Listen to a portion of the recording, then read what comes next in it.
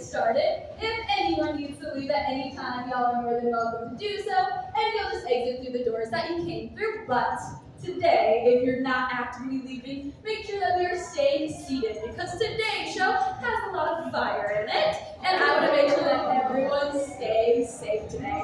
Alright, friends, one more time. Are we ready to get started? Well, today's show is all about the science of fire. And before we start talking about how to make fire and then actually start doing it, we have to talk a little bit about fire safety. Because fire can be scary sometimes. Are perfectly safe to do in this space. We have fire-resistant floors as well as fire-resistant countertops. Alright, now, we got that safety part out of the way. Now everyone hold your hands like this.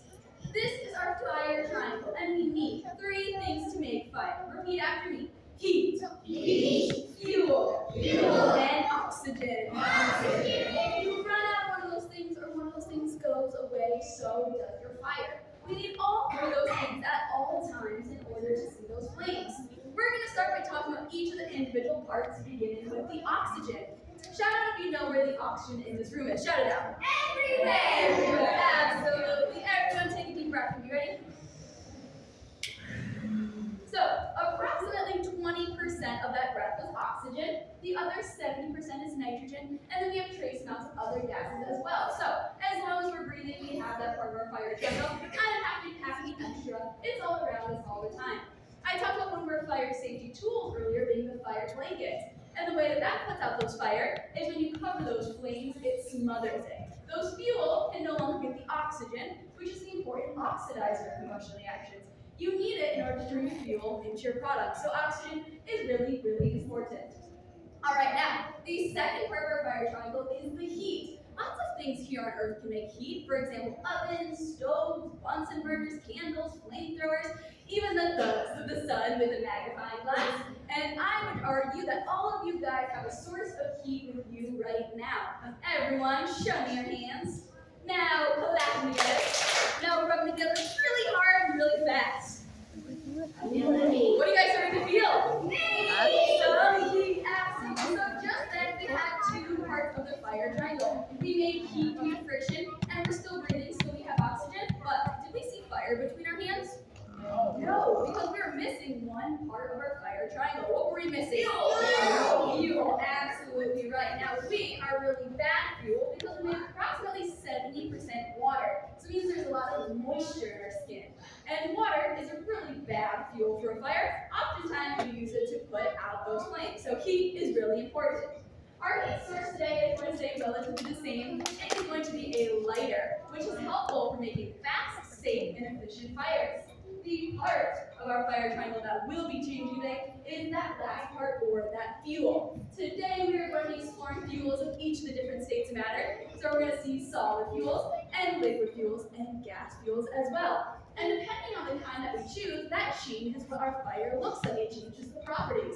Now, imagine we're all sitting around a campfire. It's a really cold night out. We're roasting our s'mores. But then that fire starts getting smaller and smaller and smaller. You start getting pretty chilly, and also you want to roast another s'more. What do you have to add more of in order to make those flames bigger again? Shout it out. Fuel. Absolutely right. Now, what is the fuel for a campfire called?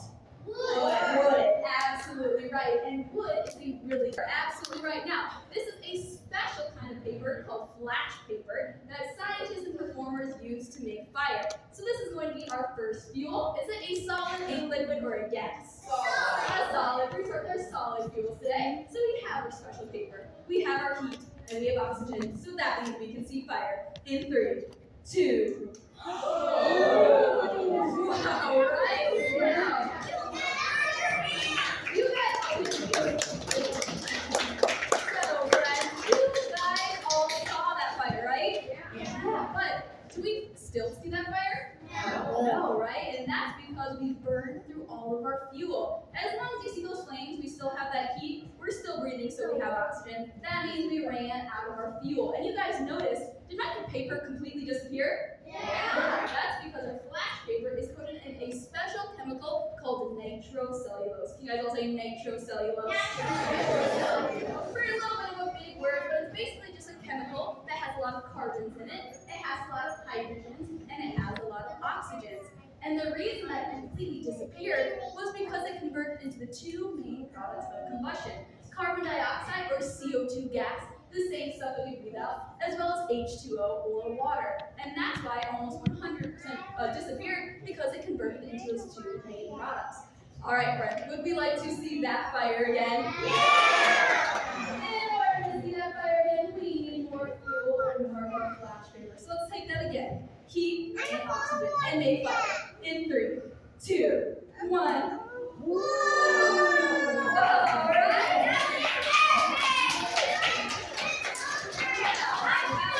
Some more questions about that fire. Was it a big fire or a small fire? Small. Was it a quick fire or a slow fire? Pretty quick, right? So do you think our flash paper would be a good choice in fuel for a campfire? No, it wouldn't give you enough time to roast your s'mores. Also, it's super small, so there's not a lot of heat, so it wouldn't keep you very warm. So again, depending on the fuel, that changes your fire. Alright, now we are going to explore another solid fuel next, but this one looks a little bit different. This is a powder called lycopodium powder, and it comes from a plant, specifically a club moss, and once this part of the plant is dried out, it's a really good fuel.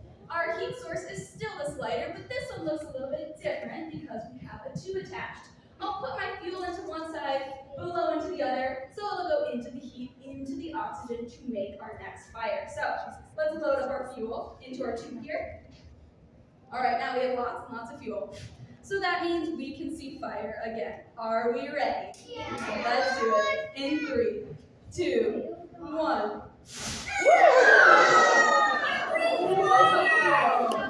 That is great. Now let's talk about that fire. Was that fire bigger or smaller than the last one? Yeah. Was it still quick or was it slow? Still pretty quick. We can let quick fires here in the theater today because those are the safest for us to make. Now, that was a big, quick fire compared to our last one, which was a quick, small fire.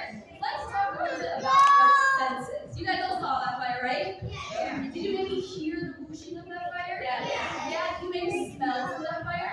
Yeah. So sometimes when you burn your fuels, you not only create those two main products, but others that you might be able to smell.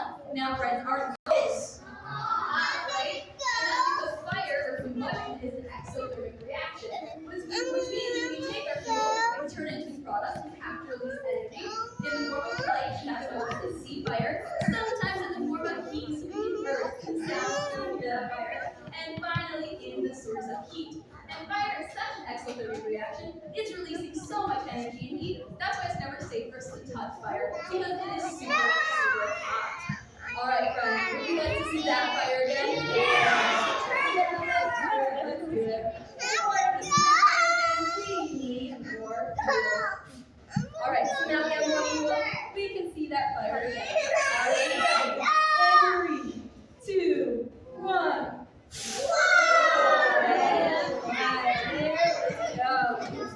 Now, would you guys say that fire is pretty powerful?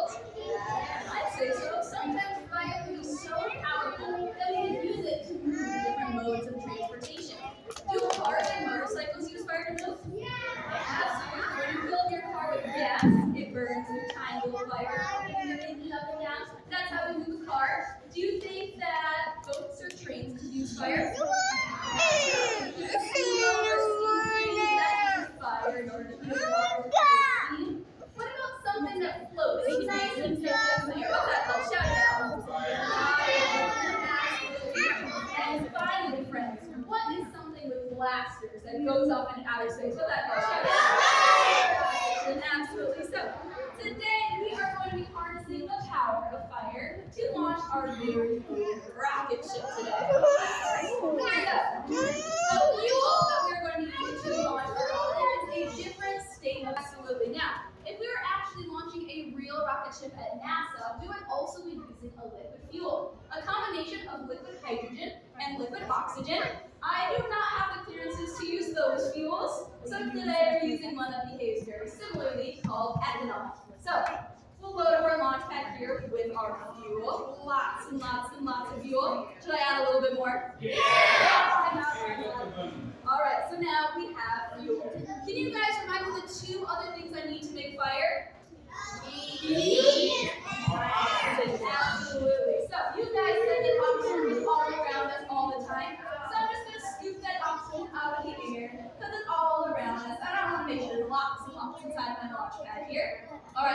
have that oxygen. The last thing is the heat. There's a tiny small hole drilled in the bottom of my container here, and that's where my lighter or our heat source will go for all three parts of our fire triangle to come together in order to blast off our rocket ship today. Now, when we're blasting off a rocket, which direction is that rocket going, up or down? Up, right? So what way does that mean the fire has to go in? Down, exactly right. And that's an example of Newton's third law of motion. So every action has an equal and opposite reaction. So as the fire is producing a force down to the ground, it gives enough energy for our rocket ship to blast off into outer space. Now, are we ready to blast off our rocket ship today? Yeah! Let's start our engines and let that blast off in 3, 2, 1.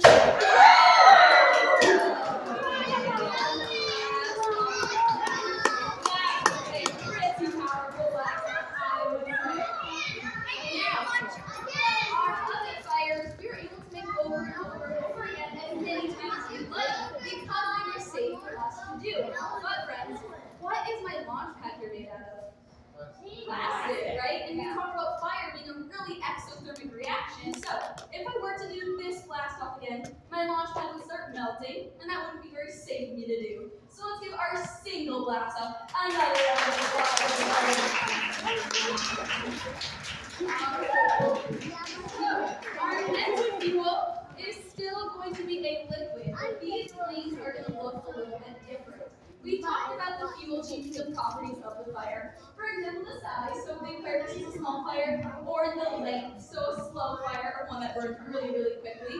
But there's one more property that the fuel can change about the flames.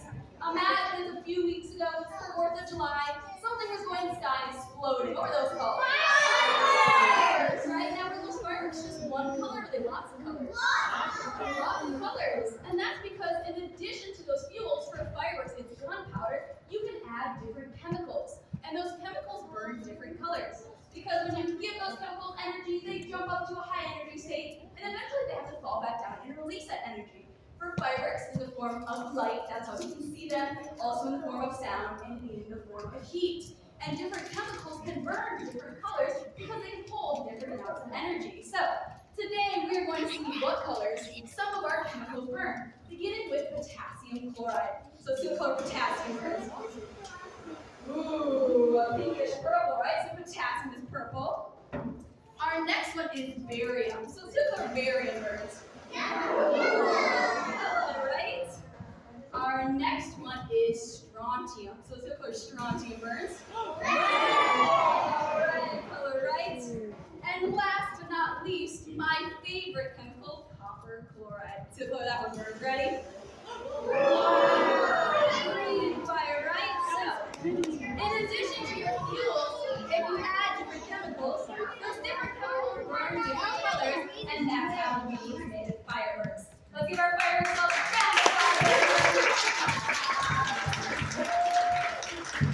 Now, earlier I told you we'd explore fuels of each of the different states of matter. We've seen solid fuels, we've seen liquid fuels. So what state of matter does that leave us?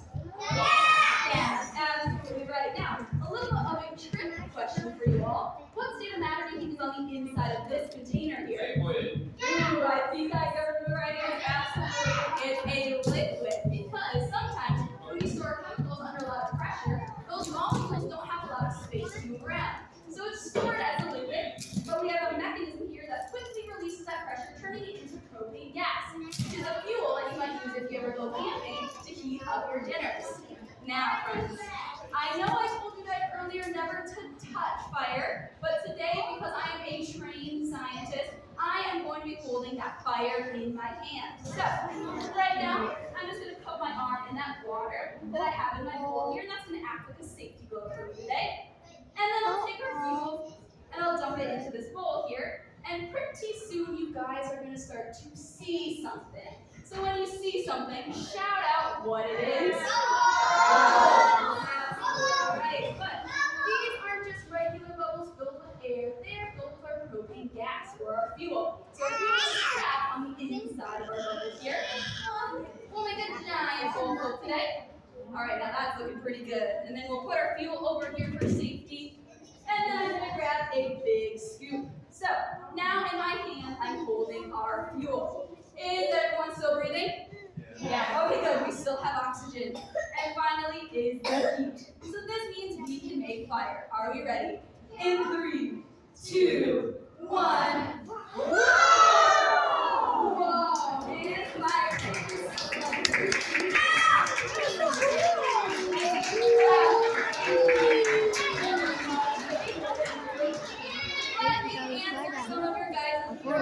questions, no pun intended. Did that hurt me? No, absolutely not. I wouldn't do anything that is unsafe for you guys as well as for myself. By putting hot water on my arm, like I said earlier, it acted like a safety glove.